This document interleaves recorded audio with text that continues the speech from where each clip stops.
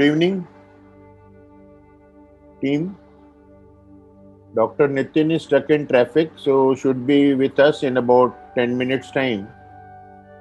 So I thought I'll just update you on our future programs. Today, of course, you know that there is a talk on newer developments in cataract surgery and LASIK.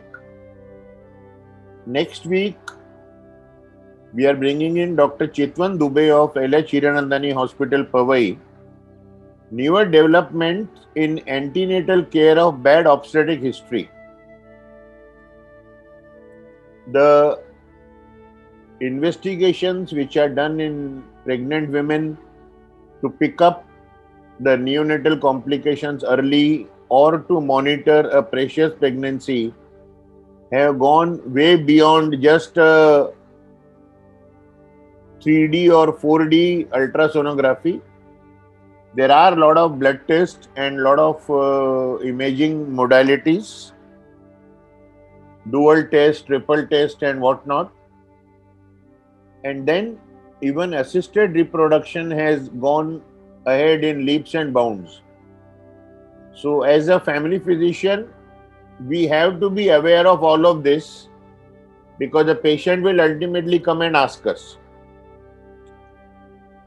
13th of April, we are calling in 2 dentists, one adult dentist, MDS, and secondly a pediatric dentist, because you will not believe, I was shocked when I saw the dental treatment bill of a 3-year-old child at 3,40,000 rupees. All the teeth were caries. Like somebody will ask me, no, doctor, should I do root canal for 3-year-old child? I would say, oh, he's too young. But then again, this science also has gone up very high. So 7th of April will be the dentist. And then after that, I will be starting my own talks. First of the talk will be how to manage temporomandibular pain or arthritis and pain in the wrist. So we need our team members, all of you, to keep giving us inputs on what topic should be covered in training. And all these 6 of the updates are going to be on YouTube. We'll be giving a link once they're uploaded, so you can start looking at them. Repeat if you want to see them. Okay, Dr. Nitin is here. Welcome, Dr. Nitin. I was killing some time till you came in. Welcome. Please share the screen. Thank you. Good evening, Dr. Asrani. Good evening, friends. Nitin, little louder. Can you hear me now? Can you hear me now? You need to be little louder. 1 second. Okay, am I audible now? Yeah, now you're audible. Okay. So, like I said, I'm sorry I was held up in a little bit in the clinic and then in the traffic. So, right at the outset, I would like to thank Dr. Asrani and IDG for having me here. And the topic given to me today was the recent advances in cataract and refractive surgery. So let me start with sharing the screen. So are my slides visible? Yeah, they are visible. Okay.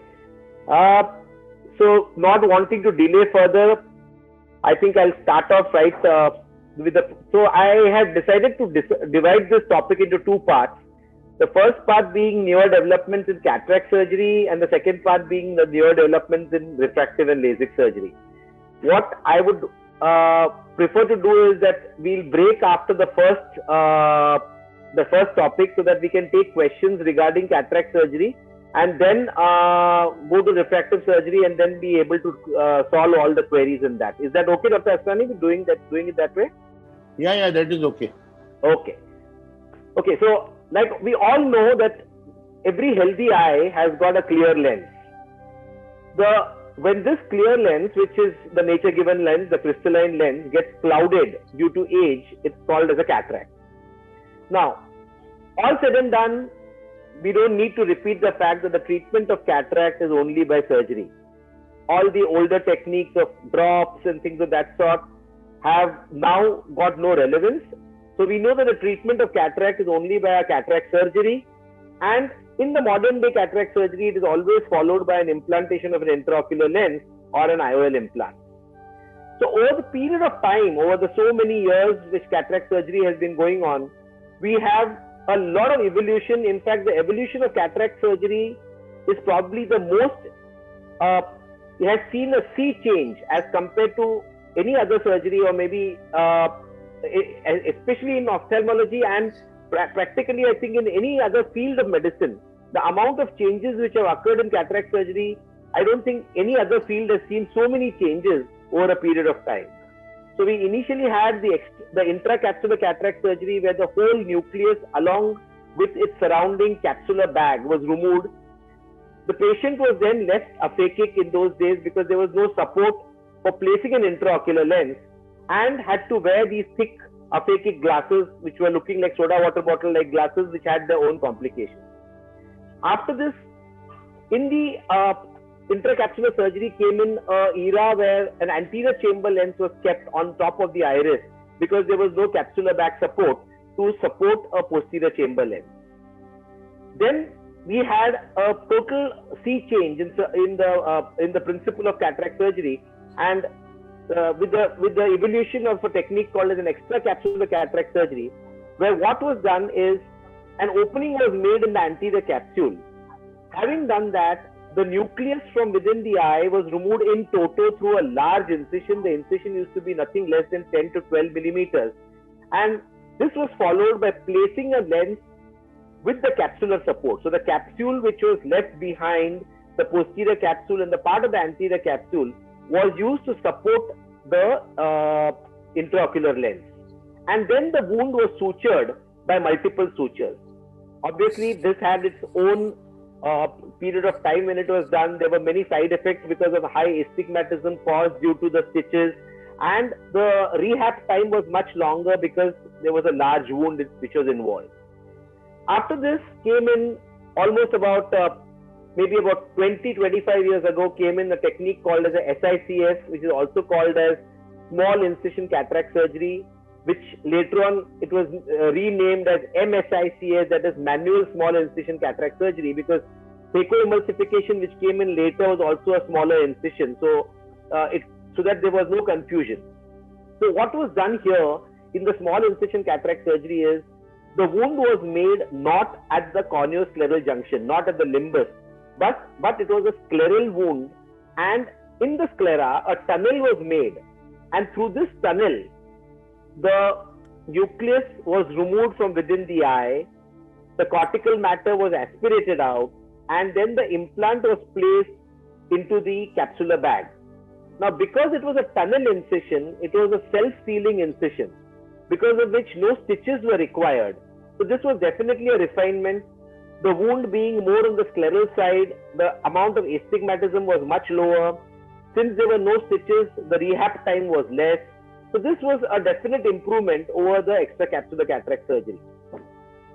And after this came in the technique which has stood the test of time, though this has evolved in the sort of the finer nuances of the technique and the different machines and the different instruments used.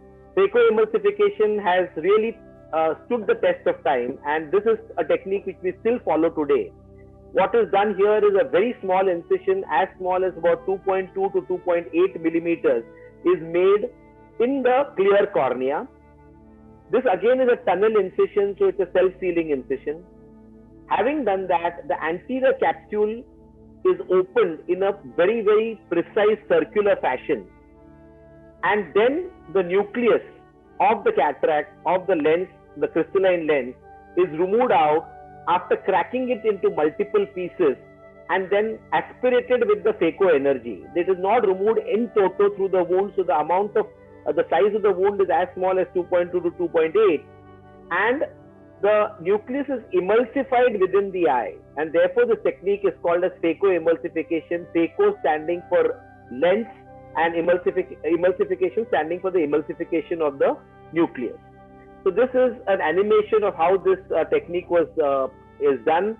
Basically, two side ports are made along with the main incision. the anterior capsule is opened in a circular fashion. The nucleus is freed from all the sides by a hydrodissection, that is dissection with a small amount of jet of fluid.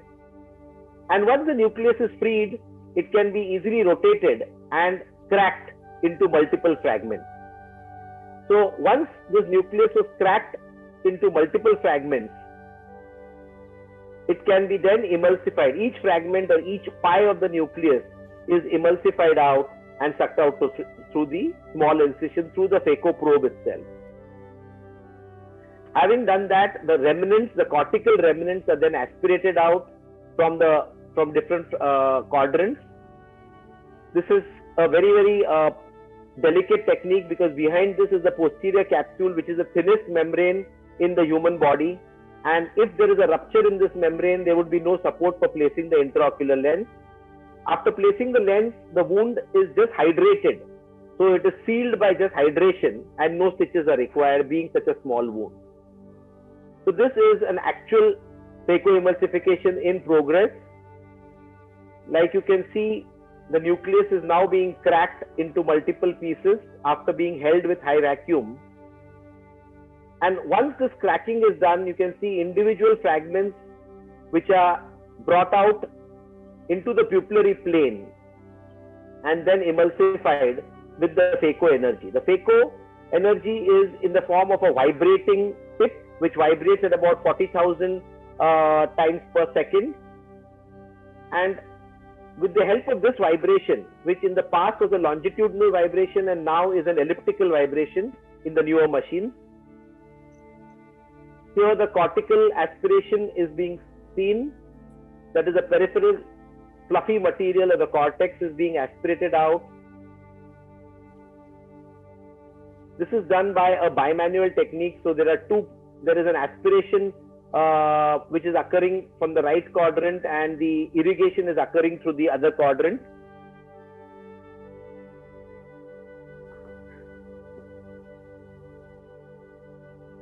And once all the cortex is aspirated, the chamber is reformed with a jelly-like substance called as a viscoelastic, and then you can see the lens being a foldable lens is being pushed into the eye through the same small incision, and this lens goes in the same capsular bag from which the nucleus was removed. So we are retaining the whole bag, not only the posterior capsule but also a rim of the anterior capsule, and then the lens is dialed into the bag and placed in the same position where the natural crystalline lens of the body was. So what are the advantages of phacoemulsification? Like I said, the size of the incision is very small. The procedure time is hardly about 8 to 10 minutes, depending on the grade of the cataract. All these surgeries can be done under topical anesthesia, so there are no drops, there are no injections. It can be done only with the help of drops. There is no requirement of a post-op patching or shielding the eye. There are no stitches. So basically, this is a no injection, or rather it's called as a no prick, no stitch and no patch technique. And obviously the rehabilitation is very fast, being a wound size of about 2.2 millimeters. The patient can literally resume back work within the next 2 days. So this is the beauty of this technique. So having seen the modification in the entire stages of cataract surgery, let us now come to see what has changed in the different types of IOL, because IOL is an integral part of the cataract surgery. So like I said, initially we had an anterior chamber lens which was placed on top of the iris, and this had a disadvantage that being very close to the cornea, it could cause a damage to the corneal endothelium, especially in patients with a shallow chamber, and this caused something called as a pseudophakic bullous keratopathy, where there was an entire opacification of the cornea, often requiring a corneal transplant. So this lens didn't really stand the test of time, and then we have shifted to the posterior chamber IOL. Initially we had rigid IOLs. Rigid IOLs were made out of PMMA, that is polymethyl methacrylate. These lenses required a larger size of wound. The diameter of this lens was about 6.5 millimeters, so you required a wound size of at least 6.5 millimeters for this lens to be implanted. So with time, we had the foldable lenses, which could be either silicon lenses in the first generation, and then we shifted to acrylic. Again, the acrylic are of two types: the hydrophilic and the hydrophobic. The hydrophobic is the latest lens, and that is actually the lens which is on which all the newer lenses are on the platform on all the newer lenses are being made. Advantage of the foldable lens was that it went into a very small wound size, and the smallest wound size, like I said, is a 2.2, but then we have certain lenses which are available for micro incision cataract surgery, which can even go through a 1.8 millimeter incision. Now, the IOLs again can be a monofocal IOL where the patient's distance vision gets corrected but requires glasses for near only. Then you had the bifocal IOLs, which corrects the distance and the near, but the intermediate range, the range in between, that is a range from about 40 to 60 millimeters, which is very important for today's working patients, that is patients who are working on a computer terminal, and in fact for everyone, because computers are an integral part of our lives. This distance, the intermediate distance, was very important. So after the bifocals came in the multifocals, or rather what is called as a trifocal lens, which had all the ranges, the far, the intermediate and the near. So these are the latest lenses which are being used, the trifocal lenses. We also have something called as an extended depth of focus lens, or the EDOF lens, where the disadvantages of the multifocal lens, basically, like I said, the multifocal lens, as can be seen in this picture, has got multiple rings around it. These rings are responsible to give rise to a lot of glare and halo and a sort of a night vision problem, which got sorted out with the EDOF lens, or the lens with the extended depth of focus, because this didn't have the same sort of rings which were there on the multifocal lens. So this is definitely an advancement over the older generation bifocal lenses. We also now have what is called as a toric IOL. A toric IOL is an IOL which has got a cylindrical number inbuilt in the lens. So for all patients who have got a high degree of corneal astigmatism preoperatively, who would later on require a cylindrical correction even for their distance number, that gets sorted out by the cylindrical number can be corrected by using a toric IOL. A toric IOL has got the cylindrical number along a particular axis. You can see these marks over here. These are the marks along which the cylindrical number is available, is present, and this has to be aligned in the axis where the maximum astigmatism occurs. It's a very exacting surgery. We also have now got blue light blocking IOLs, where not only the ultraviolet but the extreme ranges of blue lights are also blocked. Thus, these lenses help in preventing damage to the retina because of the blue light. So the incidence of macular degeneration goes down with these blue light blocking IOLs.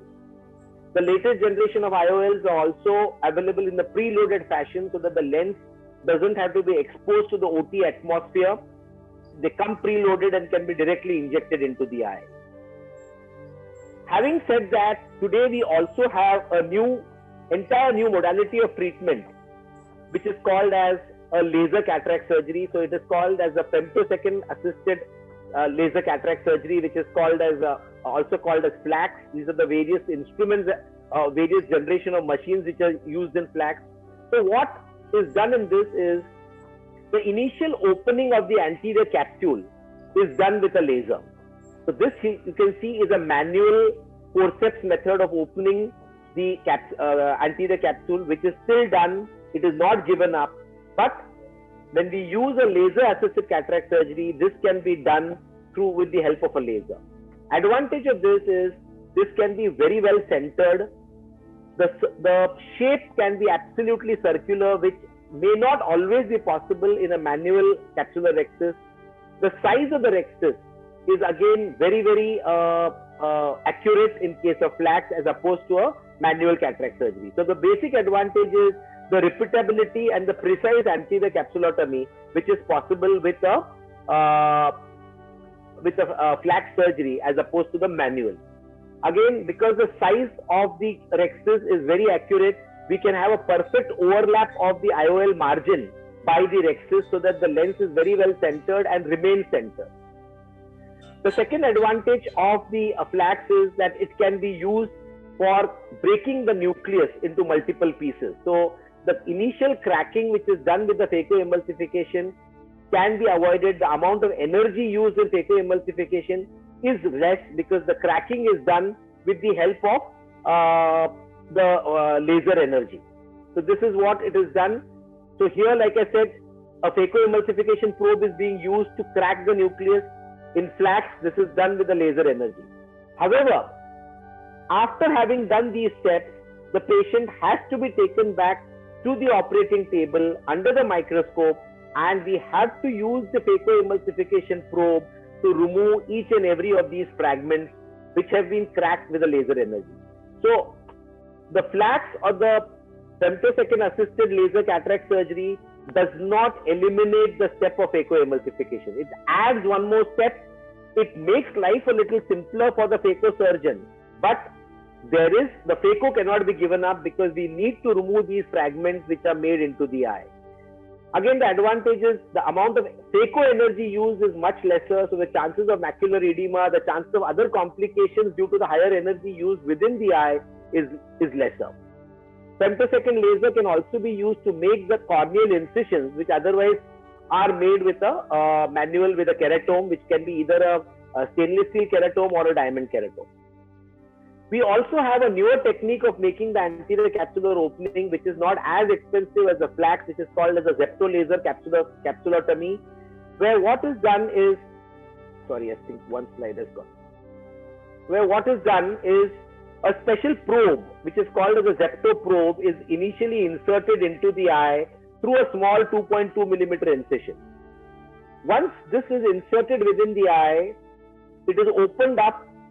Now this has got a very specialized ring which is used to deliver a small burst of an impulse to the anterior capsule after holding the anterior capsule with a vacuum. Having done that, it is called Zepto because the amount of energy is used is only for a zeptosecond, which is smaller than a femtosecond, and you can see a perfect capsulotomy occurring. Now here, the advantage of a Zepto capsulotomy is that the patient does not have to be shifted from one table to the other. The moment the Zepto capsulotomy is over, we can continue with the phacoemulsification. In addition to this, in cataract surgery today, we have different planning tools. Initially, all the lenses which were implanted inside the eye was a plus 20 diopter standard lens, and therefore there was a lot of variability. In spite of putting in the lens inside the eye, the post-operative refraction was quite unreliable. Today we started off initially with a manual keratometer, a contact ultrasound A-scan was done. This was the first generation.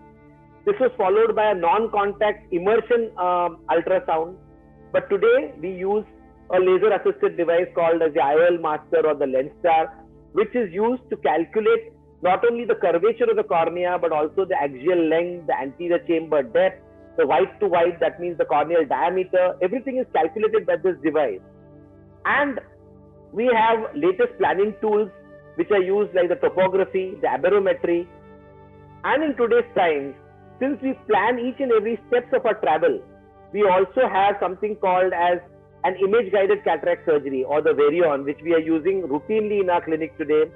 So what is done here is an initial image of the eye is captured in the sitting position. There is a planning station where the entire surgery can be planned. We can plan where the incision should be.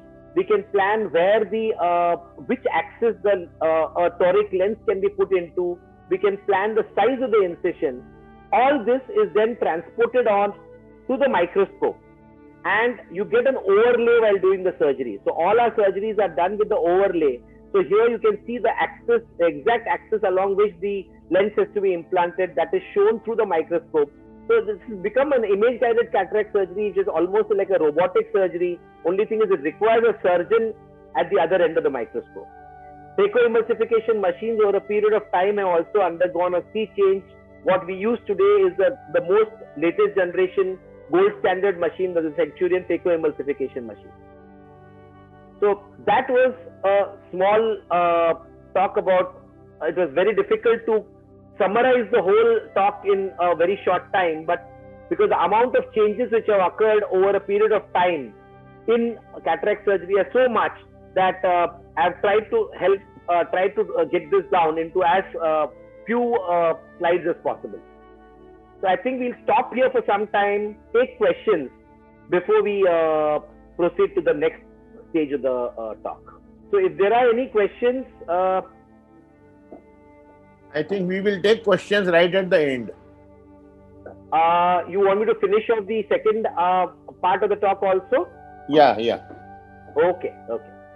Fine. Then I'll share my slides again.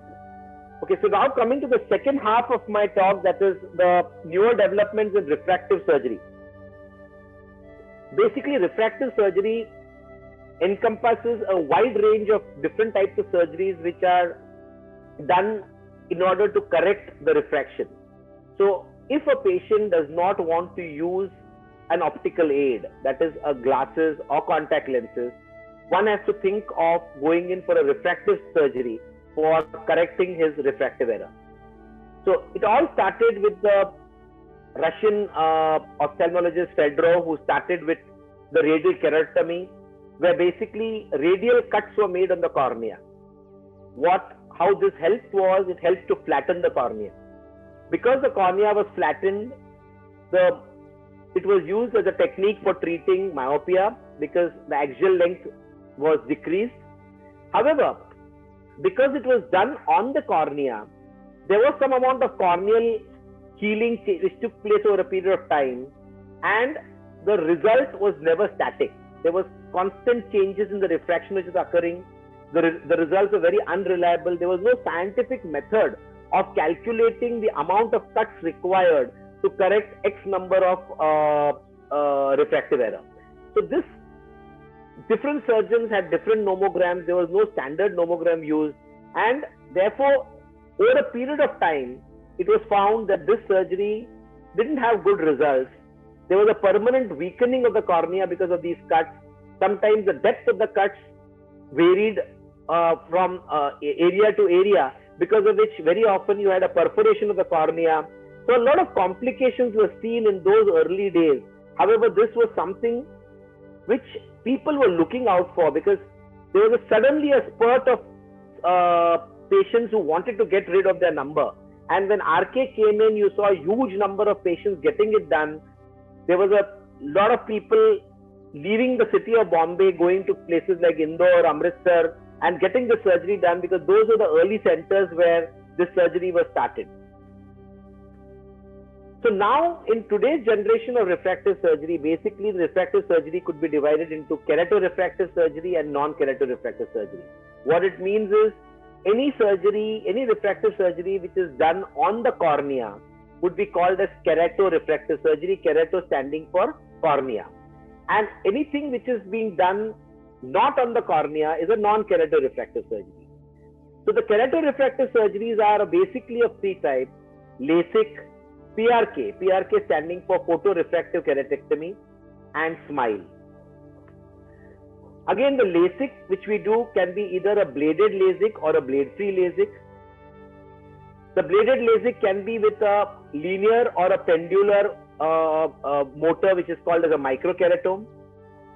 Non-keratorefractive surgery is either a phakic IOL or an ICL, where a lens, or rather a contact lens, is placed within the eye, or a technique called as a refractive lens exchange, where a clear lens from within the eye is removed and an artificial lens is placed in the place of the clear lens, just like what is done in the cataract surgery. Coming now to the first half, that is the keratorefractive surgery. So LASIK basically started with the microkeratome, where a motor was used, which could be either with a linear blade or an oscillating blade. This motor had a blade inside. So as the motor got activated, this blade was vibrating and it made a precise flap on the cornea. This flap could be made from 90 to 180 microns, and there were various microkeratomes which came in and which is still being used. However, the disadvantage of a microkeratome or a bladed LASIK is the non-repeatability or the non-standardization, because it all depended upon the patient to patient. It dependent. It was a lot of dependence was occurring on the intraocular pressure of an individual patient or the corneal curvature of the individual patient, and therefore the flap thickness varied with the same blade, with the same motor, with the same ring from patient to patient. So this was a small video of how this technique was done. So here you can see the motor is first placed on the eye. The eye is then held with a vacuum so that the cornea is stabilized, and the corneal tissue came in through the ring, and this was then cut through this linear keratome. Having done that, the flap was lifted. So you can see now the flap is being lifted from on the cornea. So this was the entire technique. However, like I said, the flap thickness was not always standardized. Again, once this motor is activated, nothing can be controlled by the surgeon. So once the motor is activated, we have to wait for the motor to do its job, and only then one would know whether the flap which was made was a perfect flap or no. There were other complications like a buttonholing of the flap, or an incomplete flap, or sometimes a flap without a hinge, which all were part and parcel of this technique called as the microkeratome technique. So today this has evolved into a newer technique called as a femtosecond LASIK, or a femto LASIK, or a blade-free LASIK, basically because of the safety and the predictability. The complications of the flap-related complications are much lower, and this is the latest advancement which is available. Again, there is a further advancement in the femtosecond laser called as the Contura, or the topo-guided LASIK, basically where what happens is, it is not only the number which is corrected, but individual irregularities or aberrations of the cornea are corrected. So this is a more personalized or a customized treatment, thus giving rise to not only correcting the refractive error, but also correcting the aberrations in the cornea and giving rise to a much better contrast than what the patient had even prior to the LASIK surgery. So this is how a femtosecond flap is created. The image of the cornea is first acquired from the topolyzer. That is a topography or the corneal curvature mapping. Having done that, a patient interface or a cone is now placed on the patient's eye, and through this a vacuum is activated. The femtosecond laser gantry is then lowered into the cone, and now, like you can see here, once this suction is achieved, you can see here the suction being achieved. Here, this is the suction. It shows the suction is achieved, and having done this, the laser is activated. Once the laser is activated, the laser beams are used to dissect the flap without actually opening the flap. So the flap is dissected, the side cuts are made,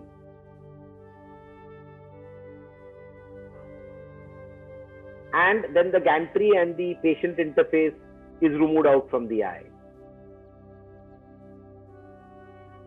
Having done that, the flap is opened like it was opened with in the microkeratome technique.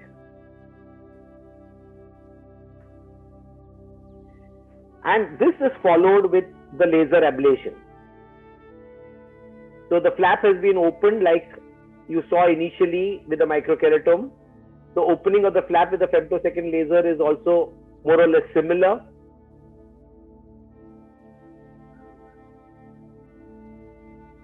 And now you can see the excimer laser. The blue dots which are firing on the cornea is the excimer laser which is being fired. The excimer laser machine decides the amount of laser required to correct a specific amount of refractive error. The pattern, if you're doing a Contura or a topo-guided technique, The pattern of the ablation which has to occur to correct the corneal aberrations is also decided by the machine software. And then the laser is applied to the cornea. So the Contura Vision, like I said, gives you a much better vision. It is also gives rise to what is stated as a supernormal vision, or a vision which is better than normal. So very often you have these patients who have initially who are seeing 20/20 or 6/6, improving to a vision of say a 20/10 or a 6/4, and this is entirely possible because of the correction of the corneal aberration. We now come to the next technique which is used in the chelatorefractive surgery called as a PRK or photorefractive keratectomy. The difference between a PRK and the LASIK is that in PRK there is no flap made. In LASIK we started off by making a flap which is either by a microkeratome or by a femtosecond laser. In PRK what we do is the laser is applied to the corneal surface after removal of the epithelium. This is especially useful in patients with not a very high degree of myopia. Again, in patients in which LASIK is not possible because they have a thin cornea or a cornea which is slightly suspicious or a borderline cornea, we can do a PRK. Now, in this, like I said, initially the epithelium is removed, which can be either with an alcohol or it can be a transepithelial PRK where the excimer laser is used to do both the steps, to remove the epithelium as well as to correct the refractive error, which is also therefore becomes a no-touch technique. We just explain this with the help of a small clip. So this is a PRK where an alcohol is being used to remove the epithelium. So there is a small ring which is initially placed on the cornea. This ring is filled with 20% alcohol.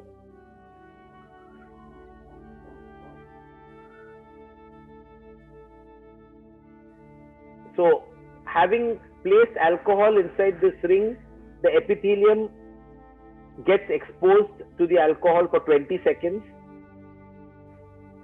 This helps in loosening the epithelium in that particular area, not over the entire corneal surface, but in that area where the alcohol is applied, the epithelium is loosened. The alcohol is then washed off.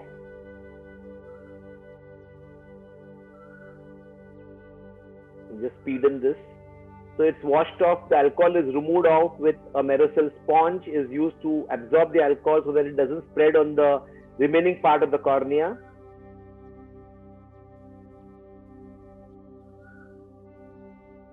The entire eye is then washed off to remove any traces of alcohol on the cornea, and then the epithelium can be easily scraped out with the help of a spatula. You can see there the epithelium is gently being removed with the help of a forceps and a spatula.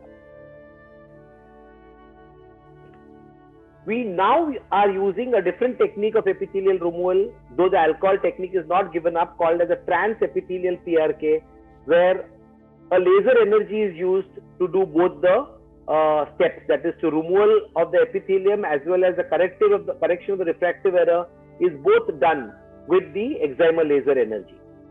So like you can see here, the first step here is centering the eye, and the laser energy is being now firing on the cornea where it is being used to remove the epithelium. So this takes about 30 seconds. This takes much longer than the actual removal of the corneal stroma or the resculpting of the corneal stroma for the number correction. The epithelial removal is a slightly longer technique, taking anything between 20 to 30 seconds depending on the epithelial thickness.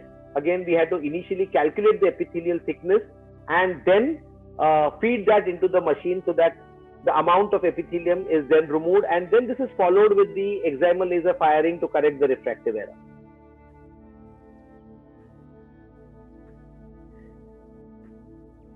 The third technique in the chelatorefractive surgery is something called a SMILE, which is a small lenticule removal. So again, what happens is a very small incision is made through which a lenticule of the cornea is removed. It is not an ablation of the corneal stroma, but a well-planned lenticule is made and dissected out through that small incision. This can be shown with a small clip over here. So like this is done entirely with a femtosecond laser. There is no excimer laser used in this particular technique. Like I had shown the initial film of the femtosecond being used to make a flap. Here the femtosecond laser is used to dissect the lenticule within the corneal stroma. The anterior corneal flap doesn't have to be opened up. So here you see an anterior plane is dissected, followed by a dissection of the posterior plane. This is being done by the laser.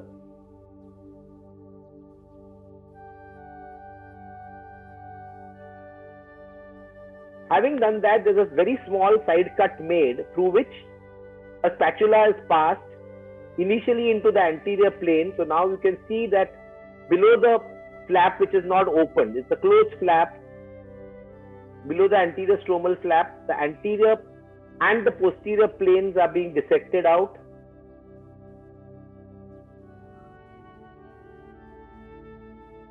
The size of this lenticule, the thickness of the lenticule is software decided depending on the refractive error. And then a forceps is used to just pull out this lenticule. There you saw this lenticule coming out of the eye, and that is the end of the technique. The advantage is it is not an open flap. The amount of incision is a very small incision, and therefore it is called as a SMILE, that is a small incision lenticule extraction. So basically it's a 2 millimeter incision, it's minimally invasive, it's a flap-free technique, it does not induce any extraspherical aberrations. The chances of long-term dryness are lesser.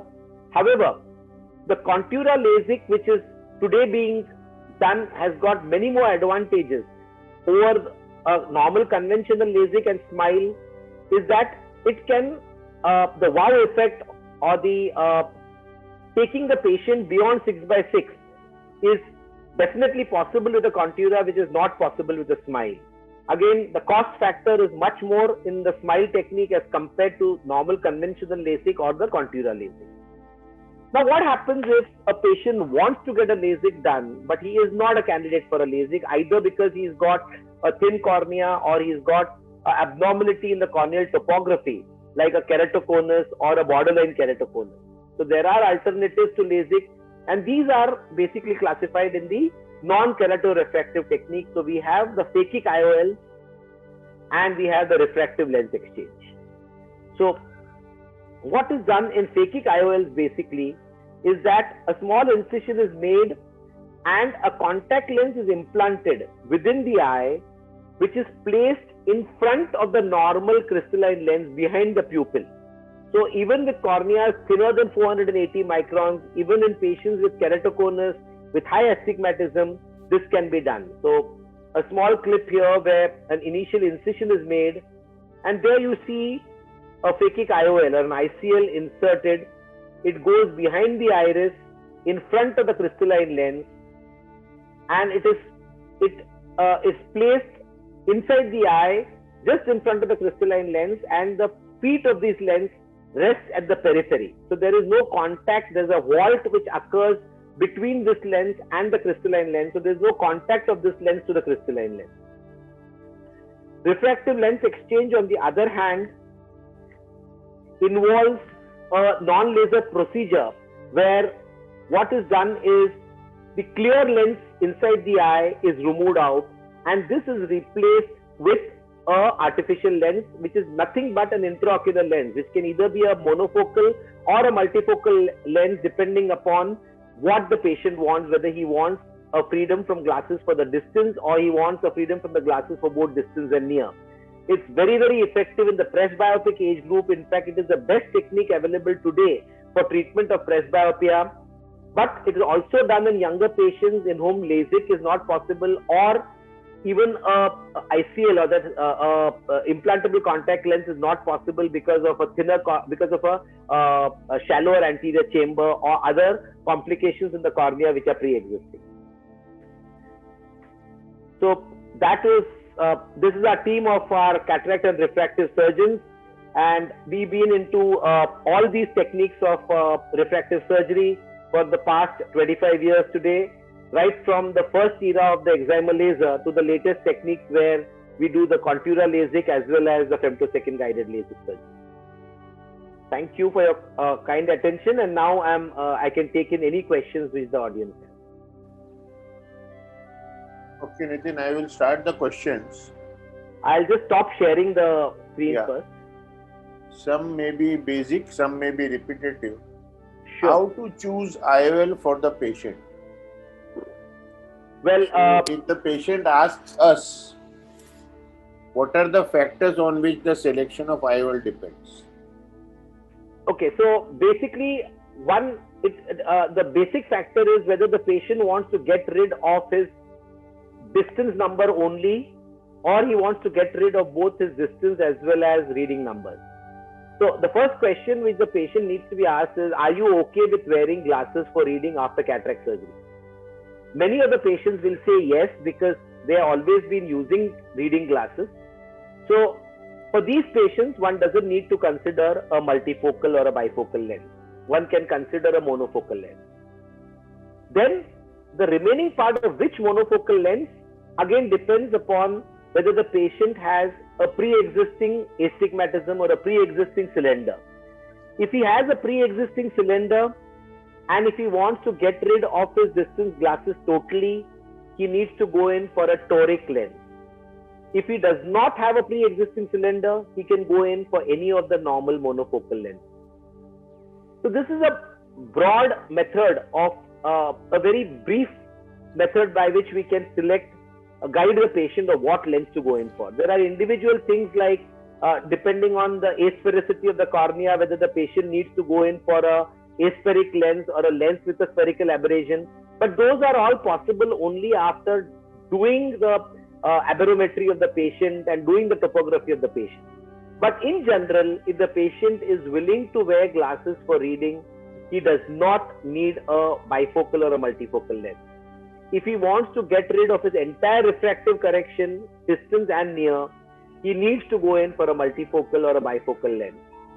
Again, what is important here is to understand is when we are going in for a multifocal or a bifocal lens, it is not an elimination of the glasses, but less dependence on glasses, because there could be times, even with a multifocal lens, that for seeing very fine print or for seeing very small things like the expiry dates on drugs, the patient may have to use small amount of refractive error, but that's a very small amount of refractive error and for a very brief period of time, depending on when the patient wants to do those fine work. But the dependence on the glasses is much lesser in these cases. I hope that answers the question. Yeah. Very good answer. Which is the best bifocal IOL? Again, like I said, that is patient dependent. But brand names, there are many brands. There are lenses which are made either by Alcon or by AMO, which is now J&J, or by Zeiss. These are the three standard companies which are manufacturing into the manufacture of bifocal as well as trifocal lenses. Each has its advantages and disadvantages. Again, that depends upon a patient factor. So it's not like saying that because you're paying X amount, this is the best. It is what is best for the patient. It is horses for the courses. It depends upon the individual. We have to match the lens to the patient's eye. So in case the patient has got a high asphericity, we need to give him a lens with a high positive asphericity. We have to give him a lens with a negative asphericity. So again, one can't say that this particular lens is the best one. But yes, today the trifocal lenses are probably the best lenses available in the market. Brand and the type of the lens is patient specific. So what is the range of refractory error that can be corrected surgically, lowest and highest? Are we talking about refractive error as a refractive procedure or in a cataract procedure? No, refractive procedure. Okay, so refractive procedures normally, there is a standard deviation which is there or a predictability range for any refractive surgery. The predictability range in today's modern machines is plus or minus 0.5. That means even after doing a perfect refractive surgery, you could have a standard deviation of plus or minus 0.5, which does not make the patient need to wear glasses. So obviously, if a refractive error is less than 0.5, one wouldn't want to go in for a refractive procedure unless this patient needs to get it done from an employment point of view. That means if a patient wants to go in for a specific line where no glasses or no refractive error is an important thing, one could try treating a refractive error as small as even a 0.5. But for all practical purposes, we don't take in patients for a refractive error of less than 0.75 or 1 diopter. The upper limit of the refractive surgery depends upon various factors like the corneal thickness, the corneal curvature. So it depends upon what are we treating. When we are treating with a LASIK, normally we don't treat beyond 12 diopters of myopia and beyond 6 or 7 diopters of hyperopia. Whereas if the patient has more than 12 diopters of myopia, we can still do an implantable contact lens. So again, it depends upon what is the refractive procedure. Numbers even as high as 25 to 27 can be treated with a refractive surgery, but not with a LASIK. That has to be done with a non-keratofractive surgery like an ICL or a refractive lens exchange. Absolute contraindication for refractive correction surgery. Very thin cornea, pre-existing keratoconus, these are absolute contraindications. We definitely not touch a patient with a cornea which is very thin, because what we are doing with the keratorefractive surgery is we are thinning the cornea more by sculpting it to correct the refractive error. So a very thin cornea would definitely not be a case where we can risk doing a keratorefractive surgery. Having said that, we can still do a refractive procedure on these patients with keratoconus as well as with thin corneas by doing a non-keratorefractive surgery like an ICL. Okay. Which cataract or IOLs generally require a YAG laser cleaning later on? So one needs to understand that when we are doing the modern techniques of cataract surgery, what we are doing is we are opening the anterior capsule like I had shown, called as the capsular rhexis.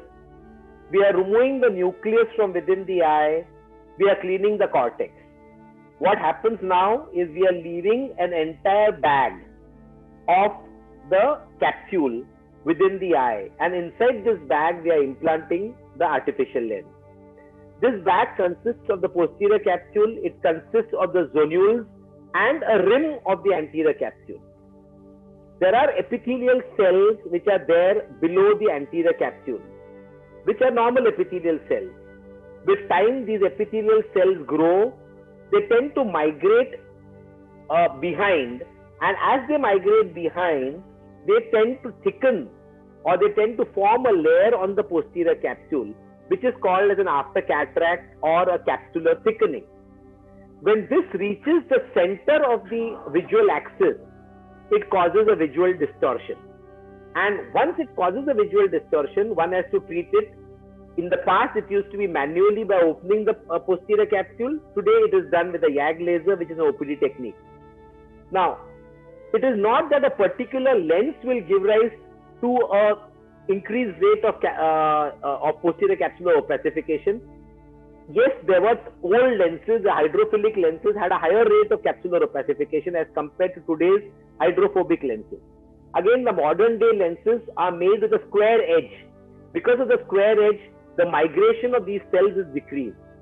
So one can't say that a particular lens is responsible for giving rise to a YAG laser, capsular thickening needing a YAG laser, but the newer lenses are well made in such a way that the chances of posterior capsular opacification are lesser with the newer lenses, which are square edge lenses and which are made out of the hydrophobic acrylic material. Okay, there is a question. 70-year-old male having myopia plus presbyopia wants to get rid of both spectacles. So first question was that whether we can do refractive surgery. Then the same patient has cataract. What should be the right answer? At the age of 70, there is absolutely no need of doing a keratorefractive surgery, because even if he doesn't have a cataract today, he is going to develop a cataract within the next few years. and he would definitely require a cataract surgery.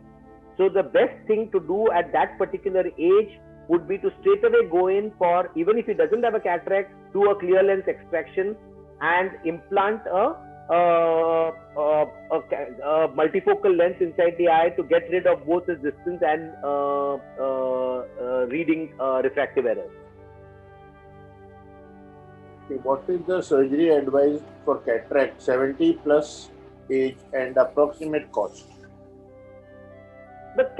All the surgeries today would be by a phacoemulsification technique. There is the older techniques of extracapsular and intracapsular are given up. So all surgeries involve phacoemulsification. Cost of phacoemulsification varies from center to center, also depends upon the type of the lens used. It also depends upon the modalities used. For example, if you're using a Zepto laser to do a capsular excess, if you're using flax, the rates go up. But as a ballpark figure, today a phacoemulsification would vary on the depending on the lens and on the procedures used, right from something as low as 15,000 to maybe as high as 1,25,000. In some patients, we see that the refractory error keeps increasing. Like 26-year-old starts with 0.5 and in 10 years it becomes 6. So what is the cause and what can be done? Should they go in for LASIK or refractory surgery? The first thing which we do whenever any patient approaches us for a refractive surgery is see the stability of his refraction. Normally, refraction in an average Indian population should be stable anytime between 18 to 20. Beyond that, if there are changes which are occurring, we still have to wait until the refraction is stabilized. We can't do a keratorefractive or any sort of refractive surgery unless the refraction is stabilized. There are cases of pathological myopia where the refraction keeps changing even later beyond 20, and definitely we would not do a refractive surgery for these patients. The gold rule is if the refraction has not changed for the past 6 months to 1 year, the chances of his refraction changing after that is very minuscule, and the patient can be taken up for refractive surgery. What is the life of an intraocular lens? Well, it's a lifelong thing. There are hardly any cases where we need to change the lens, especially with today's modern day lenses. We had a very, very short period of time where the soft lenses were introduced, called as the hydrophilic soft lenses of a particular material was initially introduced, which led to opacification of those lenses, and those were the only times when those lenses had to be exchanged with a new lens. The other lenses, anterior chamber lenses which were used in the past, had to be exchanged out because they were causing corneal decompensation. But with the sort of lenses which are used today, the modern day hydrophilic as well as the hydrophobic acrylic, these lenses have, there's no upper limit on the life of the lens. It can live along with the patient. In fact, the same lenses are being used in neonates as well as in pediatric age group when we do a pediatric cataract. Considering that this child has got an average lifespan of a minimum 60-year lifespan, so we can definitely be sure that these lenses will will see the test of time. Post-procedure care for refractive surgery? Well, the most important care for refractive surgery is the patient is not allowed to rub his eye, because we're talking about the LASIK surgery, because we have a flap. This flap takes at least 2 to 3 weeks to adhere well to the stromal bed, and any rubbing of the eye can cause flap folds or flap striae, which can be treated, but we don't want to take the patient up for a second procedure. All the other precautions are the same like in any other surgeries of the eyes. That means taking care of good asepsis, so no water going into the eye for the first week, basically because we don't know the sterility of the water. The general hygiene, which is important, no rubbing the eye, no eye makeup, the general care and the care of the eye which would occur after any other surgery. No specific, and all this is short term. It's all for a week or so. No rubbing would be for about 2 to 3 weeks, but all the other things are for a week or so. There are a lot of questions of cost, but I think cost something which you cannot generalize. No, and it depends upon the procedure. So since it depends upon the procedure, Let's it's say very what's the cost difficult. of toric lens?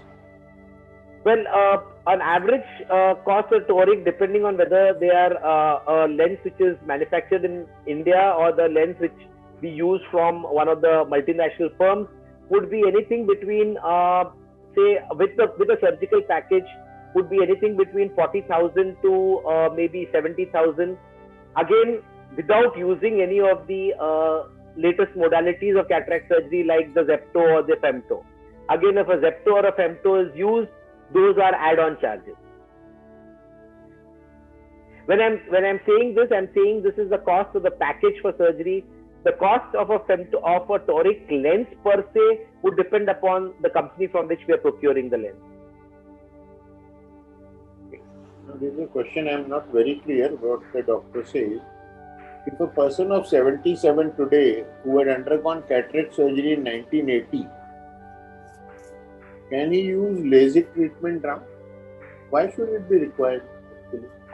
Okay, I think there is a small this thing. I'll try to explain the question first. I think what our esteemed colleague is asking is that if he has got a residual refraction following cataract surgery, which was very common in the past, because like I said, when we started off doing cataract surgery with lens implants, we didn't have exacting methods of calculating the lens power.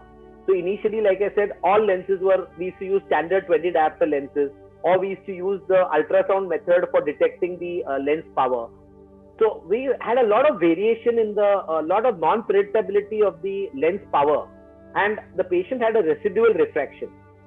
Yes, if the patient has got a residual refraction due to cataract surgery, due to maybe a non-properly decided lens power implanted inside the eye, we can definitely do a keratorefractive surgery to correct his refractive error, which is the post-operative refractive error, which can be either a LASIK or a PRK, and that can take care of the entire refraction and the patient can be made emmetropic. Okay, then are getting dark shadows in front of eye and watery eye post-cataract surgery is a common complaint? Watering from the eyes can very often occur due to a tear film or a ocular surface disorder. Now, any ocular surface disorder is quite common in patients above 40 years of age, and this can be further worsened by any procedure on the eye, especially when we are doing a cataract surgery or a refractive surgery where there is some amount of severance of the nerves, of the corneal nerves. This can give rise to a further exacerbation of ocular surface disorder, and therefore you can have this sort of watering, which is usually short-lived, but in certain times where the pre-existing ocular surface disorder is very severe, and if it was not picked up prior to the cataract or refractive surgery, then this can require additional procedures later on to treat the ocular surface disorder. Dark shadows are not a common side effect of any cataract or any surgery of the eye. This is basically age related. Very often the patient, this could be in the form of a floater where there is a vitreous degeneration, again totally unrelated to cataract surgery. But very often what happens is, even if these floaters were existing prior to the cataract surgery, the patient has not noticed it because he had a cataract. Because he had a cataract, his vision was subnormal and he was not able to appreciate these floaters. Moment the cataract is removed, when his vision improves, he is able to appreciate the floaters from within the eye, and therefore we feel that it is due to the cataract surgery. It is not due to the cataract surgery, but it is the patient is appreciating something which is already there, and this is basically an age-related degeneration, which the patient has to ignore as long as the retina is normal. Approximate cost of laser surgery can be as low as 17,000, 15 to 17,000, and can be as high as about 60 to 70,000 per eye. Will anyone require a repeat refractive correction surgery? Yes, like I said, there is a standard deviation plus or minus zero point 0.5 is the normal predictability range, but sometimes you could be beyond the standard deviation also. There could be chances where there could be a higher amount of refractive error which is left behind, but that can easily be enhanced. We don't need to make the flap again. The flap is already there. We just have to reopen the flap and just polish off the remaining refractive error with a small amount of excimer laser, and that corrects the residual refractive error. What does the developmental cataract in a child mean? What is the prognosis? Well, it depends upon the cause of the developmental cataract, and as long as it is involving the visual axis, one has to go in for surgery. And the prognosis with the current day techniques and with the intraocular lens is very good, as long as the other pre-existing conditions of the eye are also taken care of. For example, very often a patient with a developmental cataract may have an element of amblyopia, that means a lazy eye, so that also has to be managed following the cataract surgery. Once all that is taken care of, the prognosis is excellent. What are the dangers of high myopia above 10? Usually these patients have a lot of retinal complications. You could have pre-existing retinal tears, retinal degeneration. Chances of retinal detachments are very high. So basically, these patients are prone to a lot of retinal conditions, and therefore these patients definitely need a thorough retinal examination at least once a year if everything is normal. But if there are pre-existing retinal degenerations, the frequency of these retinal examinations could be much shorter. One would need to get it done once in 6 months also. At the same time, these patients are also prone to other conditions of the eye, like they are prone to glaucoma. So one needs a constant follow-up of these patients at a shorter interval as compared to the normal population. A very wishful question. Any prevention for avoiding forming cataract or delaying it? Well, there are various things which are implicated in the cataract formation. Now, one of the most common things which are implicated is ultraviolet light.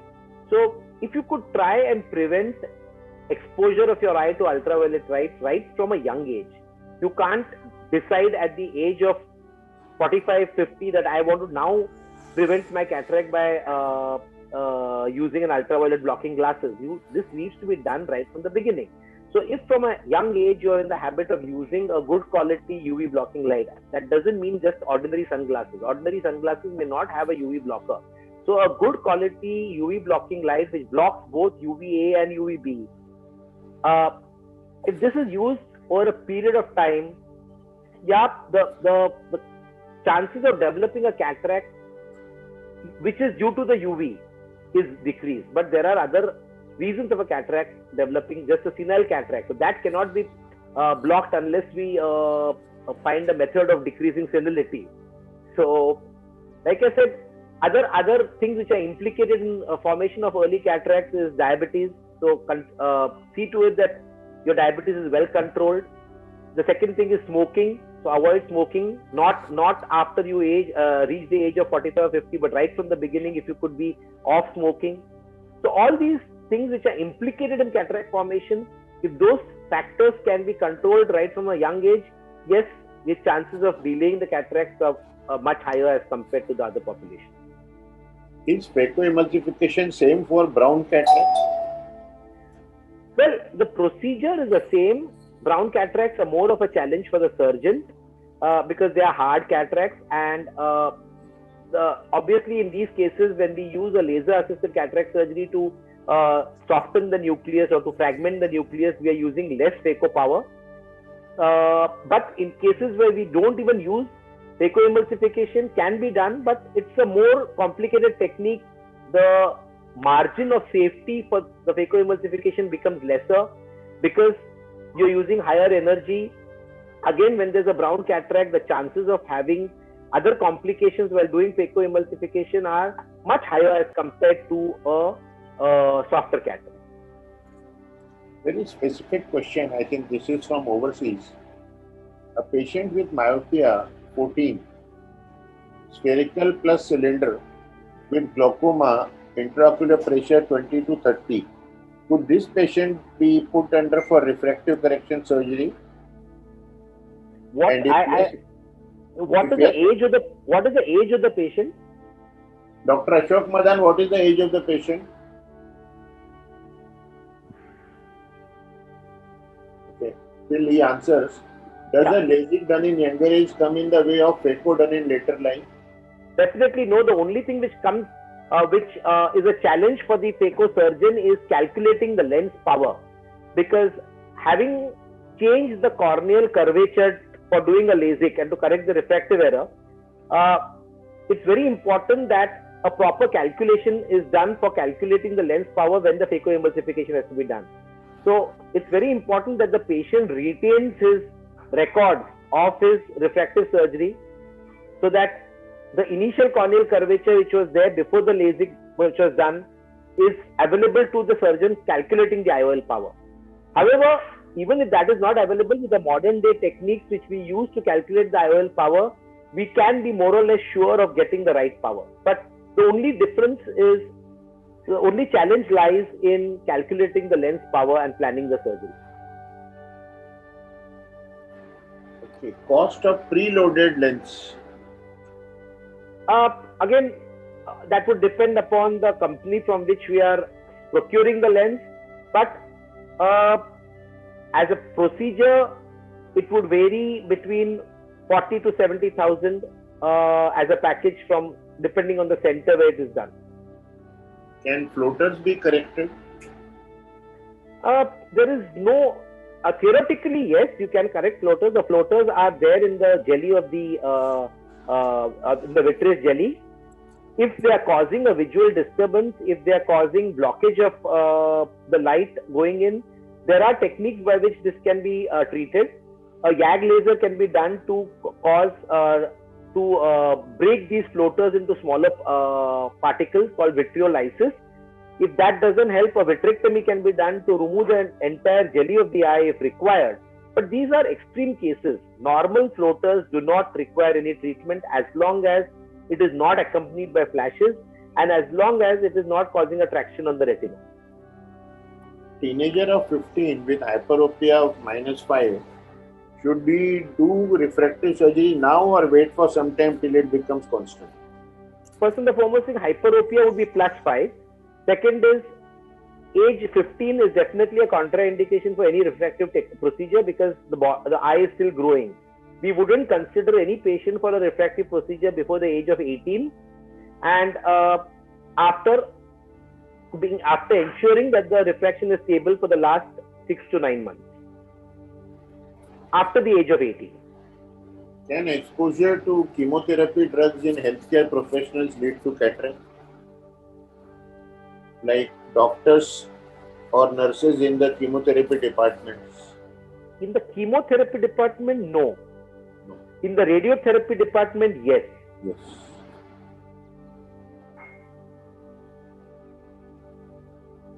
Which drugs increase intraocular pressure? Well, there are a whole list of drugs increasing intraocular pressure. The most common are the steroids. So steroids could be either systemic steroids, it could be topical steroids in the form of eye drops.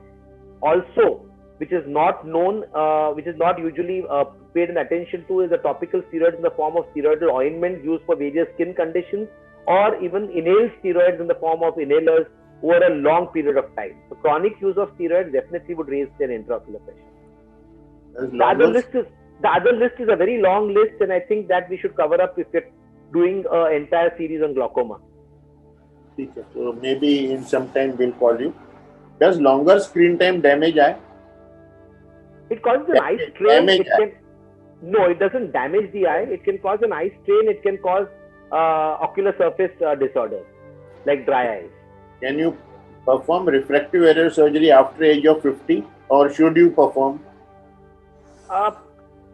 Again, after the age of 50, it depends upon what the patient's refractive error is, whether the patient has even a trace of a cataract or no, and what does the patient expect after the age of 50 by a refractive surgery. See, after the age of 50, he is definitely presbyopic along with his myopia or hyperopia. Now, if he wants correction from his myopia and hyperopia and doesn't mind wearing glasses for his presbyopia, and he doesn't have even a trace of a cataract, then he can definitely go in for a corneal refractive surgery or a LASIK. But if he has a cataract, I would still advise him to go in for a refractive lens exchange, because we don't need to do two surgeries then. We are taking care of, we're killing two birds with the same stone. We're taking care of his cataract also, which he'll not develop if we go in for a refractive lens exchange. Again, if this patient, even if he doesn't have a cataract, but wants freedom from both distance and near glasses, we can't give that to him with the LASIK surgery. LASIK surgery can either correct the distance number or can correct the near number. It can't correct both. So therefore, this patient would be better off if he wants to go in for a refractive lens exchange and a multifocal IOL to get rid of both the refractive errors. This is, I'm sorry to trouble you for this. There is a request to repeat about what you spoke on floaters. They found it very interesting, but thoda clarity nahi hai. Yeah, so floaters, like I said, are because of the degeneration in the vitreous jelly. Because of the degeneration of the vitreous jelly, these are the normal floaters which occur. Other causes of floaters could be a bleeding into the vitreous, which could be due to some sort of a metabolic disorder like diabetes or hypercholesterolemia, where you have a branched retinal vein occlusion, where a retinal hemorrhage can break through and give rise to a bleeding into the vitreous. That can also manifest as vitreous floaters. But the common vitreous floaters, which people above the age of 45 see, are something which can be ignored as long as there is no concurrent retinal abnormality. So one needs to first do a thorough retinal examination, see that the retina is normal. If the retina is normal, if the vitreous jelly is not pulling upon the retina, then these vitreous floaters can be ignored, and the patient has to be encouraged to ignore this. However, if the vitreous floaters are to such an extent that they are clouding the whole vitreous and causing a fall in the vision of the patient, then these vitreous floaters may have to be treated. Treatment of this would depend upon the amount of floaters. If there's one large floater which is blocking his vision, one can do a YAG laser vitreolysis, which is a modern day technique of breaking that large floater into multiple small floaters and waiting for them to get absorbed.